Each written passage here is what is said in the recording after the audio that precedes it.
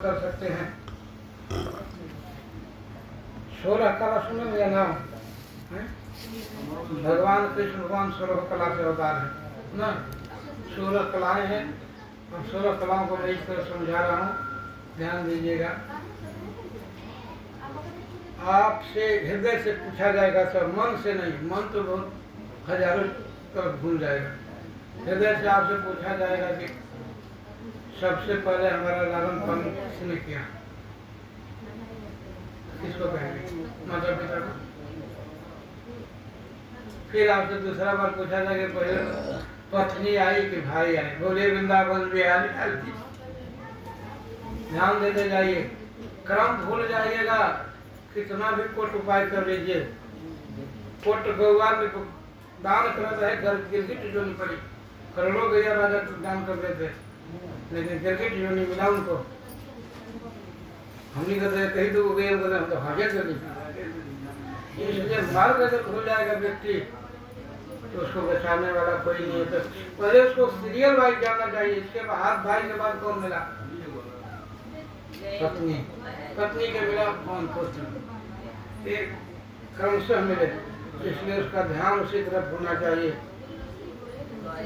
कि पुत्र ने हमको गोदी में खिलाया है कि भाई ने हमको गोदी में खिलाया है, माई ने हमको गोदी में खिलाया है, कौन खिलाया?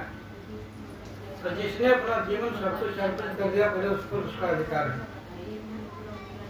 और ऐसा कोई नहीं जिसकी सेवा करोगे ऐसा पापी हुआ कि हमने को करते रहो तो अपने बाल बच्चे को छोड़ दो। मेरे कहने का माध्यम एक माध्यम बना लो, है ना। माध्यम का मतलब अपनी कमाई अपनी माता को दो, है ना। माता तुम्हारी पत्नी को दे, पत्नी तुम्हारे पुत्रों को दे। और जब ऐसा नहीं करते हो तुम अपने माई बाबू भाई को गाली दिलवा रहे हो। वही करती है कि तुझे बड़ा भाग से बड़ा पूजा करी तो हमारा मरद मिल गई ना, तो हरी खटकी नहीं आ और के पास हो गई ये कल्याण हमला कर मुआ दे गई। गाली कौन दिलवा रहा है? पैसा तुम दे रहे हो, गाली दिलवा रहे हो। तुम उसी का पुत्र हो, तुमको सेवा की है। हमारा में ठीक ना रहना हमारी डाल गलती से क्यों हो रहा है? इसलिए कि तुमने उनकी व्यवस्था कर दिया, व्यवस्था रुक जाएगा दूसरे माध्यम से। वही कहेंगे ससुर बढ़ने वाले सब मुझे बोलते हैं, ऐसे घूम कर वही पैसा घूम कर आएगा। हम नहीं डायरेक्ट मशीन चलाओ तो गढ़ा कर दी, बोलिए वृंदावन के आने जाए। अब गढ़ा मिली गई छटक गोड़ा तोड़ ली। अब तो सरकारों व्यवस्था में आदमियों बना पाइप लगा देता हूँ, देखिए खेत में दिक्कत है। इसलिए हमारे ऋषियों ने बताया कि नहीं सीरियल वाइज हो जाए, हिसाब होना चाहिए। आज हमारा वास्तव में हम लोग का प्रधानमंत्री बहुत ज्ञानी है, इसमें कोई दो राय नहीं है।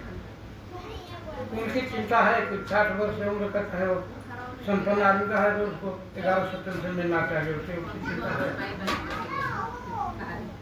ज्ञान दे रहा है कि 1100 वो दे रहा है, 1100 बेटा हमको भी देना चाहिए, 22 कर देना चाहिए। कहाँ पर उसका पड़ रहा है?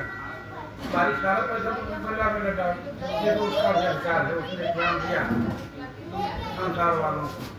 इसलिए मैं कहता हूँ कि नहीं, किसी का अधिकार नहीं। माता है तो माता का अधिकार है, भाई है तो भाई का अधिकार है, उसने तो तुम्हारा भी अधिकार है। मैं नहीं कहता हूँ अधिकार नहीं है, लेकिन किसी का अधिकार तो बचने का अधिकार नहीं है।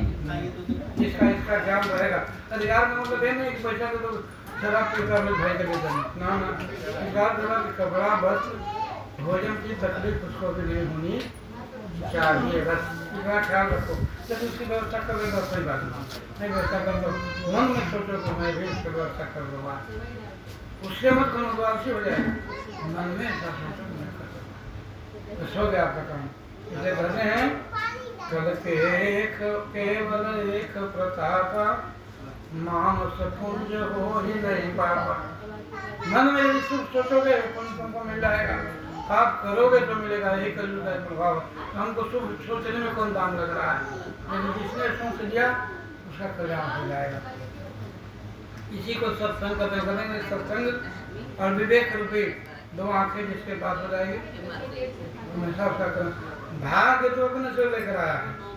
सहारा की जरूरत है। एक व्यक्ति है चल रहा है भौतिक, उसके टांग में चोट लगे, अब आपकी सहारा की जरूरत है। टांग में चोटे नहीं तो समय चल जाएगा, उसी तरह 60 वर्ष 80 वर्ष 100 वर्ष का जो भाग्य लेकर आया है वो तो लेकर आया है, लेकिन आप एक सहारा बन जाएंगे और उदाहरण बन जाएंगे समाज में। एक व्यक्ति का सहारा दिया तो संगीय दोष नहीं आएगा तो आपकी जरूरतें क्या पड़ेगी, वो कमा ही रहा है तो उसकी आपकी जरूरत क्या पड़ेगी। इसलिए हमारे देशों में शास्त्र के माध्यम से मैं नहीं, हमारे भगवान का जब मिलेगी जगत सहोदर राधा क्यों करते हैं, सब कुछ मिलेगा, वस्तु मिलने वाली नहीं। इसलिए कहते हैं तो मिलने वाला ज्ञान भी मिलने वाला नहीं है, ज्ञान भी तभी मिलेगा जब अगले जन्म का संस्कार रहेगा, खाली कहने सुनने से नहीं होगा। इसलिए देंगे पुत्र जितने भी हैं ये भगवान की कृपा से आए हैं और भगवान की कृपा से बरसेगी। इससे भगवभक्ति को नहीं जानने से ही दंभाचारी वृक्ष नष्ट हो जाते हैं। कुछ लोग अनेक प्रकार की क्रियाओं को करने का प्रयत्न करते हैं और कुछ लोग अन्य व्रत उपवास संलग्न रहते हैं। ज्ञान से आत्मा वाले